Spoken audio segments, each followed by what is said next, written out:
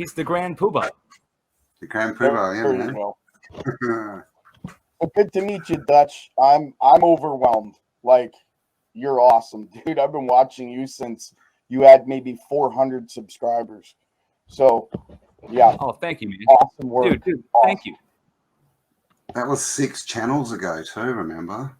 It was. You know what? I said I was going to get that article from NASDAQ, but you know, hearing that you're working on geopolymer, what is it again? You're doing geopolymer for power storage? Is that what it is, or?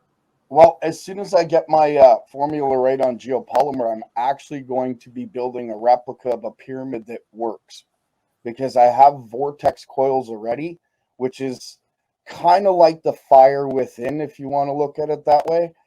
So what I'm going to be doing is placing a specific type of geometrical coil inside the pyramid that's built with geopolymer, and I'm going to see if it resonates in a way where it'll create more energy of a working battery system than just basically a tomb is what they believe it is.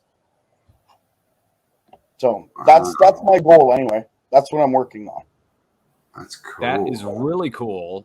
I can't wait to see what the results are. And Well, I mean, obviously, if it works, you know, I mean, that's just phenomenal. Well, as of now, the vortex coil that I've chosen for it, I can take a 12-volt 1-amp wall plug, and I can light up a 150-watt LED grow beam at maximum for literally like 12 watts. So that coupled with the geopolymer acting as a battery resonator, maybe get some more output than what I'm getting now. So that's the goal. That's huge. That's huge. Even if you're generating 1 watt, even 1 watt out of it would be phenomenal. So I mean, that's just wow. You know, I'll if you want to talk off here, I'd be happy to talk with you too. I've got something I'd like to share with you. I've got a video I made called "Wireless Power Printed on Paper," or just Power Printed on Paper, and it has to do with layers and electrons, valence electrons, and so forth. But it might come in handy for you if you want to use it. I'll give it to you. I put it out there for the world to use. I'll give you the formula and how to make it and everything. You give me the formula. If it works, I'll give you a working machine once it's complete. There you go. No way. I could use as many LED lights as possible. Yeah, I hear that. Well, now I did an experiment yesterday, and this is something I've got on video. I haven't released yet, but I'm going to release in the very next few days. I can right now, right here. No, I can't do it right here right now. It's on my separate camera, so I can't. I got to upload it on my laptop. It's kind of a pain in the butt, but I'm now lighting LEDs, which is the bank of 4. The strip that you see in one of the videos, it's probably about 80 watts of LED. Then I'm lighting another 15-watt LED bulb, as well as running that power into a transformer that's charging a 12-volt battery, all off of 8 watts. So I'm playing with it, and it's amazing tech. It's going to be released for free.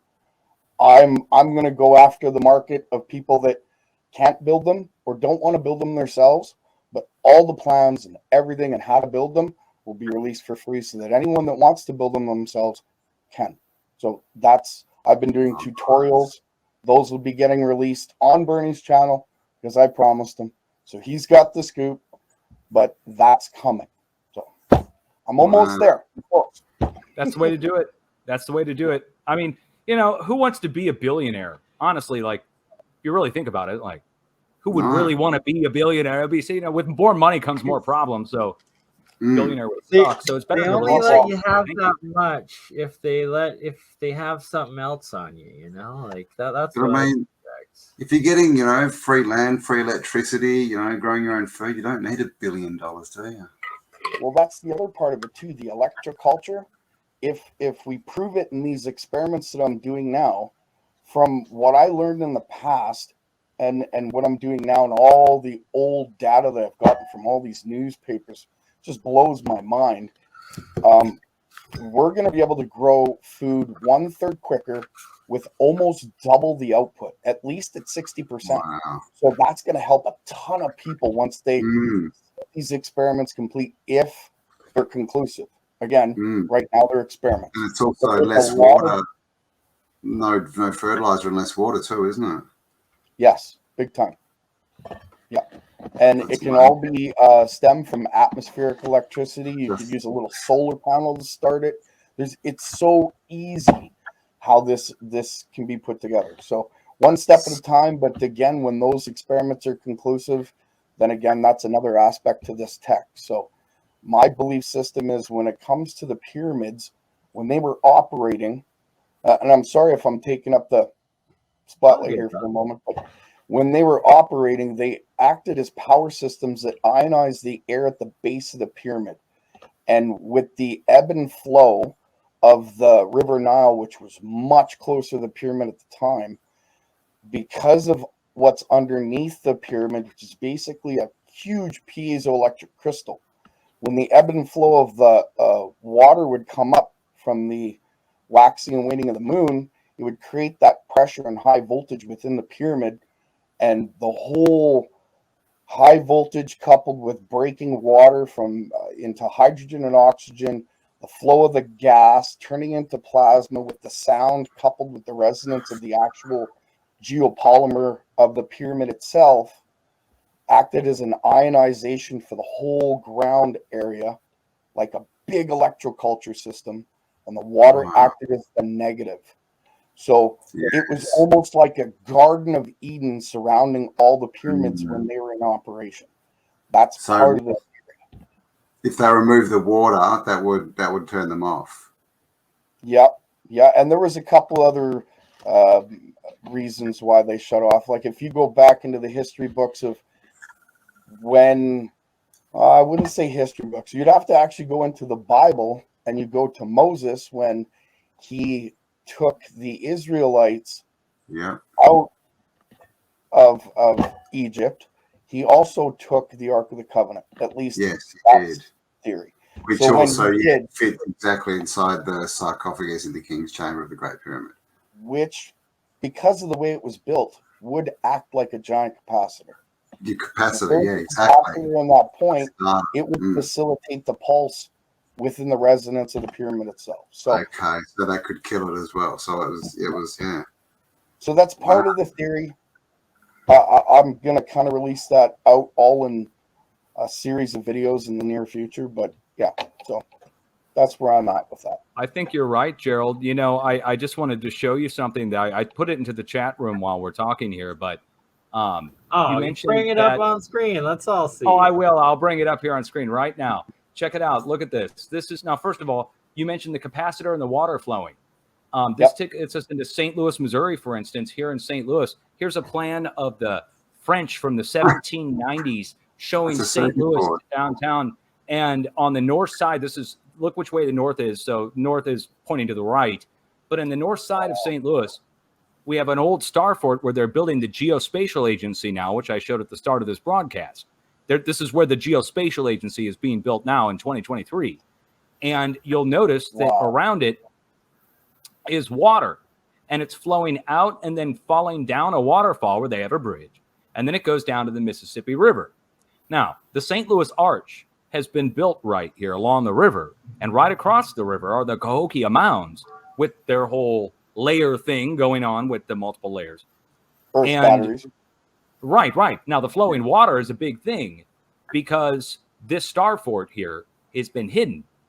Now, why would the U.S. government come in and build all these bases in the middle of each one of these StarFort shapes when it's so obvious now? The flowing water thing ties in. This also ties in with ghosts. I'm not into, ghost hunting, but I did do ghost hunts before. And I know that there's all kinds of talk about flowing water and spirits and all kinds of stuff like that. So there's something to this. Water holds memory. Yeah, exactly. And they could possibly be an electrostatic formulation of, say, like a plasma, but due to the memory in the water and the water creating the electrostatic flow by going past the geopolymer that could have some sort of property in that sense, it could actually create a spot where you would see that as an apparition, but really it's a plasmatic form of memory that comes from the water. It's just a thought. I like that, actually. That resonates with me. So it's like plasma and water, or plasma conscious memory taking form out of the memory of water. I don't know if it's conscious. Think of it more like a snapshot of a moment in time that's repeated due to those formerly conscious a recorded conscious moment, a flicker, essentially. That kind of seems more realistic. I don't know. Again, it's just a thought. Just a thought. Yeah, it's like those ghost cameras they used to have. In the 1800s, you've seen those, all like the like they're mirrors, and they get like apparitions and ghosts in them, like these weird machines they had. Yeah, that's seen those pictures. I've never looked into that. That's interesting. Yeah, it'll pop up now. Sorry, what were you saying there, Mr. Dutch? Mr. Synth. Oh, sorry. Oh no, you're fine. You're fine. Either or. The ghost thing. I'm not trying to get too weird on us or anything, but on the ghost thing, that the Victorian mansions are the mud flutters, right? So we've got the Victorian mansions, we've got the mud flutters, we've got the use of what you could call, I mean, what would you want to call it? Some kind of geometry? I don't want to call it sacred geometry because that gets a little, but different. That's why it is sacred. It's the geometry that is the structure of the universe, energy, matter, and the realm. Geometry gives off a field, like certain different fields and stuff, based on the shapes. Yeah, this could explain the theory of what you're finding, Dutch.